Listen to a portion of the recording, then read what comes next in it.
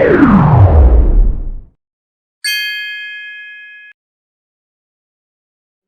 pesan juga sama organisasi lain.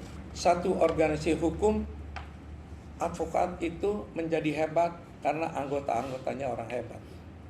Kalau anggota-anggotanya sudah cacat, sudah pernah dihukum, sebaiknya disuruh PKPA lagi ya namanya itu. Dari saya sementara itu aja. Tambahin lah yang lain ya. Itu berarti 3 bulan kapan, Bang? Pemecatannya Bang terhitung tanggal Sejak diberitahukan kepada dia.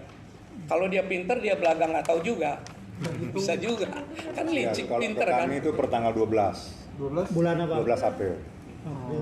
Sampai sekarang tanggal berapa sekarang? 18 ya? 19. Ya, jadi dia udah berarti tanggal 12 ke 19 udah 7 hari dia itu nggak boleh ngapa-ngapain sebenarnya. Maka kita mesti launching sekarang biar masyarakat tahu, orang-orang yang butuh jasa hukum tahu bahwa dia nggak boleh lagi menerima kuasa, dia nggak boleh mendampingi, dan dia tidak boleh lagi menjalankan profesinya sebagai advokat minimal 3 bulan. Dan ini masih banyak laporan lain ya. Mudah-mudahan kita harapkan ujung-ujungnya bukan cuma skorsing, tapi memang dipecat. Kenapa saya bilang mesti dipecat? Karena tadi udah disampaikan Pak Hotma, di mana jiwa besar seseorang advokat gitu ya.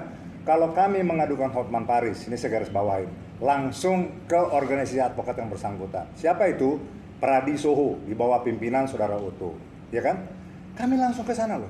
Tetapi pada waktu dia dihukum, ya, di organisasi yang sama, dia malah sekarang lari. Ibaratnya kemarin pertandingan nih, siapa itu kemarin artis? Vicky ya, lawan Aldi Taher. Ini Hotman Paris persis seperti itu. Dipukulin, ya, nggak kuat ngelawan, lari keluar ring, gitu, lari keluar ring, nggak dikejar.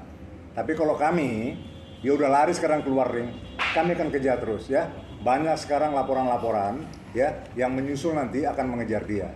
Jadi saya katakan sama Hotman Paris, kamu jangan jadi seperti tikus dikejar kucing. Jadilah kesatria, sampai disampaikan dari Pak Hotman. Hadapin dong. Ya, kami tadi sempat waktu di pengadilan tingkat pertama dihukum, saya dihukum 3 bulan. Oke, kita terima, kita fight terus. Buktinya sekarang udah selesai semua, malah kebalikannya dia yang dihukum. Kok dia yang dihukum? Kami dihukum, kami terima kok. Kita fight, kita banding. Kok dia dihukum, dia kabur?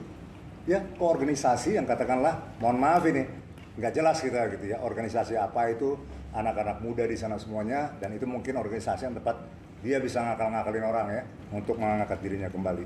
Saya pikir sementara itu dari saya. Satu lagi mungkin hal, kalau dulu saya pernah bilang ya, waktu membela klien kami ini, saya bilang pernah kepada dia yang paling keras mungkin, jadi pertimbangan, Hotman Paris norak. Noraknya kaitannya kepada juga pertimbangan sekarang di sini, bahwa dulu dia waktu menangani tidak pernah memediasi, tidak pernah mempersatukan untuk supaya klien kami ini bisa berbaikan. Itu yang saya katakan norak gitu loh. Dan itu sudah terbukti ya, kata-kata itu nggak bisa dijadikan pertimbangan bahwa kita melakukan pelanggaran kode etik. Tetapi dia dengan tidak melakukan yang sudah dibacakan Pak Hotma tadi, terbukti seluruhnya. Bahkan tadi di pertimbangan itu ya dikatakan bahwa seorang advokat dalam melakukan profesinya masih berkaitan, artinya tergantung, artinya nggak boleh melakukan hal-hal di luar etika. Jadi bukan dalam, kalau dia sekarang bilang kan, wah saya kan menjalankan profesi di pengadilan saya begini, tidak, sudah dikatakan di sana.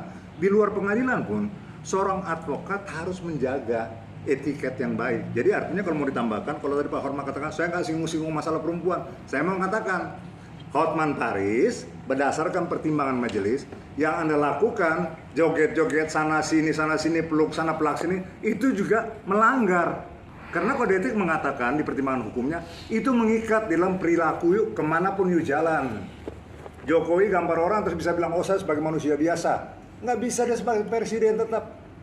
Polisi gambarin tukang beca, terus bisa bilang, oh enggak, saya lagi jalan-jalan, saya tidak pakai pakaian dinas, nggak bisa. Hotman Paris, ansih sebagai lawyer, tetap dalam tahunnya 24 jam terikat dengan kode etik. Itu tambahan dari kita. Dan satu lagi, kalau saya pernah sampaikan, siapa yang menabur angin akan menuai badai, ya ini sekarang. Dia yang cari gara-gara, nah sekarang akibatnya, dia mesti terima konsekuensinya. Ya, dia dipecat. Saya katakan, saya berani bilang dia dipecat, kenapa? Kalau dia fair, kalau dia gentle, dia tetap di Pradi, baru namanya skorsing.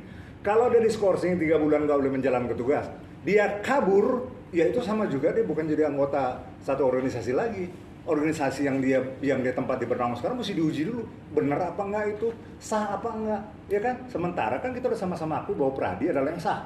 Nah, dia keluar dari Pradi terus apa ini, organisasi apa nih? Nggak jelas. Ya, untuk itu memang ya kasihan deh ya. Hotman Paris, kasihan deh lo. Bang, penegasan aja bang. Berarti dia sudah tahu ya bang sebelum mengundurkan diri bang hari ini bang. Kami mesti katakan dia tahu. Sudah tahu. Dia tahu. Hah? Tanggal 12 kami dapat pemberitahuan. Dia keluarkan juga, dia udah antisipasi. Dia kan jago bermain gitu. Tadi Pak Armando bilang, putusan tingkat pertama belum keluar, dia tahu bahwa dia akan dimenangkan gitu. Sekarang juga dia monitor, dia tahu dia akan dikalahkan, dia akan dihukum. Dia kabur. Nggak, jenderal hadepin dong, ya Hotman Paris, bila perlu tanding sama anak saya tinju dia sering. Ini lagi zamannya tanding tinju nih. 2 menit lo KU pasti sama kita. Udah, cukup. Saya mau tambahin nih sedikit aja soal Nora. Ini pelajaran buat kita. Terhadap Hotman Paris juga, umur sudah 62, saya sudah 72. Mudah-mudahan sampai ke 72. Udah waktunya sekarang hidup dengan benar. Ya, saya mau kasih tahu kita semua nih. Ya, kalau kita orang miskin, kita nggak perlu belajar. Kita bisa naik angkot, kita bisa naik bus, makan nasi bungkus, itu biasa. Yang harus belajar, jadi orang kaya. Kalau jadi orang kaya, jangan norak, mempermalukan diri sendiri. Ya, ini pelajaran buat kita semua. Satu waktu kalian bisa jadi orang kaya, jangan norak. Ya, waktu kita miskin, biasa makan nasi bungkus. Oke? Itu aja. Sudah berumur 62, baliklah beragama, baliklah beretika, beradat, ya. Sudah 62 tahun, saya udah main sama cucu-cucu. Kok masih gendong-gendong perempuan dewasa? Itu bukan pelanggaran etika yang kami adukan, bukan. Saya tambahin sedikit dari Pak Hotma dan Pak Partahi. Pertama, saya sampaikan innalillahi wa inna rojiun untuk Majelis Kode Etik DKI. Begitu juga Majelis Banding, ya. Mudah-mudahan kau diampuni semua dosa-dosanya.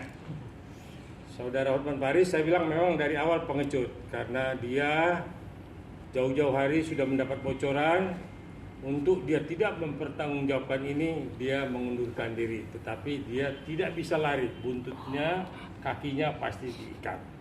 Jadi sekali lagi kami minta Pradi pimpinan Oto harus tegas. Kalau enggak saya bilang juga kalian innalillahi wa inna ilaihi rajiun. Amin. Abang, mungkin sedikit bang, butuh penjelasan sedikit. Ini kan terkait hukuman sendiri gitu ya. Bang Hotman kurang lebih tanggal 13 dan 14 mengajukan pengunduran dirinya ke Bang Oto gitu ya. Oh sorry, habis saya pesan. Jadi dia mengundurkannya 13-14. Sekitar 13. Ya, ini tanggal 12. Nah, kan cocok benar. Di satu hari dia tahu dia kabur besok. Keluar hukum berarti sekalipun dia keluar tetap mengikat gitu ya. Dalam pertimbangannya begitu. Oke. Biarpun dia keluar, permohonan keluar, dia belum dikabulkan. Ini mengikat. Kita akan bikin surat hari ini, besok ke semua institusi hukum bahwa dia sudah diberhentikan. Ya, kecuali banding tadi, bandingnya kan diajukan jauh sebelumnya, udah 4-5 bulan 6 bulan yang lalu. Putusannya sekarang gitu loh. Jadi dia mengantisipasi. Kecuali kami ngajukan bandingnya sekarang, Pak Hotman ngajukan bandingnya sekarang, dia udah keluar, nggak mengikat. Tapi waktu diajukan banding ini, Hotman Paris masih masih menjadi anggota Pradi. Ya, jadi clear ya. Secara logika begini aja. Dulu yang tingkat pertama, belum putusan, dia udah tahu. Iya. Apa logikanya? Udah kumpulin semua orang, begitu putusan dibacain, dia udah tahu. Sekarang pun dengan asumsi seperti itu, dia udah tahu dia bakalan diberhentikan. Dia cabut, ya. Apalagi? Udah. Oke. Oke.